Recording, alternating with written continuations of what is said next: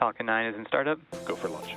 T-minus 10, 9, 8, 7, 6, 5, 4, 3, 2, 1. Ignition and liftoff. Go Falcon, go Starlink. SpaceX launched a Falcon 9 rocket Monday evening from Slick 40 at Cape Canaveral, Florida.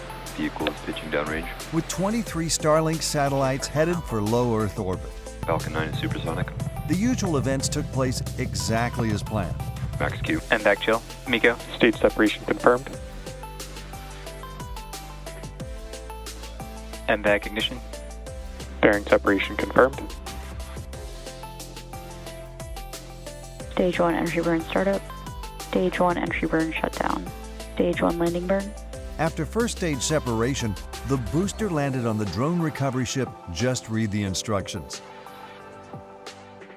Landing leg deploy. Stage 1 landing confirmed. A short time later, the second stage reached nominal orbit insertion. Vigo. Another successful Starlink mission, and don't forget to subscribe to this channel if you track every SpaceX launch. Nominal orbit insertion.